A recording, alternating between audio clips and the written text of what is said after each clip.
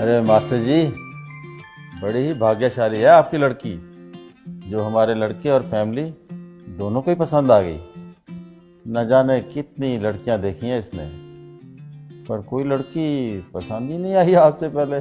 बड़ी ही समझदार और संस्कारों वाली है हमारी बेटी। हमारा बेटा भी किसी मामले में कम नहीं है, लाखों में एक है हमारा लाल। जी ये तो और भी अच्छी बात है। अजय, मैं तो कहता हूँ ज्यादा सोचने की जरूरत ही नहीं। अरे एक अच्छा सा मुहूर्त निकालिए और निपटा देते हैं शुभ काम को। जी जैसे आप अच्छा समझिए, पर शर्मा जी मेरे हिसाब से बच्चों की राय जान ली जाए तो ठीक रहेगा। अजय, कैसी बातें कर रहे हो मास्टर जी? आप बच्चों की राशि मिलवाइए और हो जाने दीजिए। नहीं अंकल जी, आप लोगों को एक बार हमारी बात सुन लेनी चाहिए। आपकी बात? कैसी बात? हमारी कुछ मांगे हैं। मांगे? मांगे कैसी? माफ कीजिएगा, शायद आप लोगों को मेरी बात बुरी लगे, पर इस रिश्ते को आगे बढ़ाने के लिए आप लोगों को हमें कुछ प्रूफ देने होंगे। प्रूफ? कैसे प्रूफ?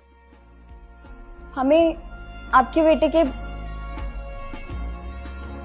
मेडिकल रिपोर्ट्स चाहिए और आपके बेटे के एजुकेशन और इनकम के प्रूफ चाहिए।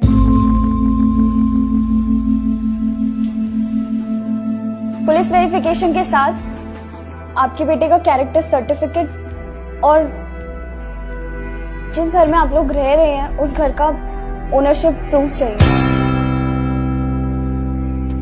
ये सभी प्रूफ देने के बाद फिर चाहे राशि मिले ना मिले, हम इस रिश्ते के लिए तैयार हैं।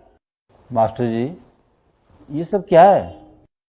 माफ कीजिए शर्मा जी, अगर मेरी बेटी ने कोई गलत बात कह दी हो, पर शर्मा जी जमाना बहुत तेजी से बदल रहा है। जमाने के साथ साथ संस्कारों को भी चेंज करना होगा, नहीं तो ये रोज रोज तलाक के किस्से आगे बढ़ते चले जा रहे हैं। इनको रोकना बहुत मुश्किल हो जाएगा, बहुत मुश्किल हो जाएगा। अरे वाह, आपकी बातों का मतलब है कि हम झूठे हैं और हमें सच साबित करने के लिए प्रूफ देने होंगे। अरे वाह। सुनो जी, मास्टर जी को भी बात करने का मौका दो। कहिए मास्टर जी, क्या है आपके मन में?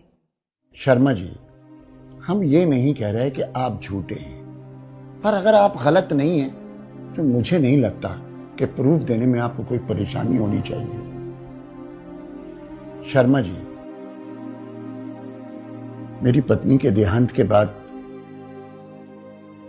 मेरी दोनों बेटियां कभी भी मुझसे एक पल के लिए दूर नहीं हुई। आज मेरी लाडली बेटी, मेरा जिगर का टुकड़ा, जिंदगी भर के लिए किसी दूसरे के साथ कैसे जा सकती है, ये जाने बिना कि वो कौन है, कहां से आया है, क्या मेरी बिटिया को अच्छी तरह रख पाएगा? शर्मा जी, मैं अपनी बेटी का भाग्य तो नहीं बदल सकता, लेकिन उसके अच्छे भाग्य के लिए प्रयास तो कर ही सकता हूं, प्रयास तो कर ही सकता हूं।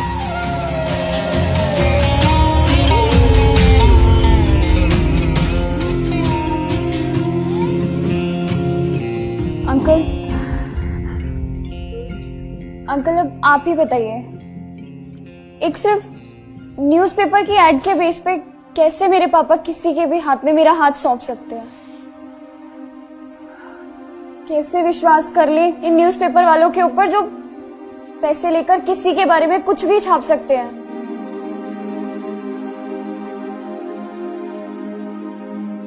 अंकल, मैं एक लड़की हूं और शायद आप लोगों को मेरा बोलना अजीब लग रहा होगा, पर अंकल आपको पता है आजकल सिर्फ 23% तलाक विचार ना मिलने की वजह से और 77% तलाक झूठ के बुनियाद पे रिश्ते बनने की वजह से हो रहे हैं। हम लोग भेड़ चाल की तरह बेटी बचाओ बेटी पढ़ाओ के चक्कर में बेटियों को बसाना भूलते जा रहे हैं।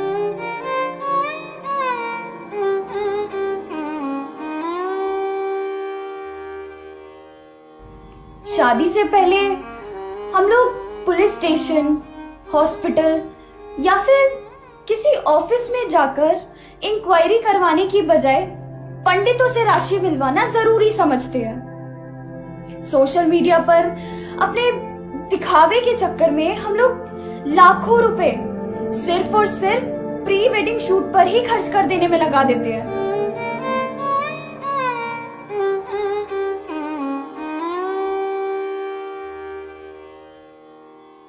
हमारे हिसाब से प्री वेडिंग शूट के बजाय अगर प्री वेडिंग इंक्वायरी पर ध्यान दिया जाए तो शायद ये तलाक के किस्से कुछ कम हो सकते हैं। और अंकल, हम ये नहीं कह रहे हैं कि लड़के या लड़के वाले ही गलत होते हैं। ताली दोनों हाथों से बजती है। इसलिए आपके प्रूफ लेने से पहले हम आपको वो सारे प्रूफ देना चाहते हैं जो हम लोगों ने आपसे मांगे हैं।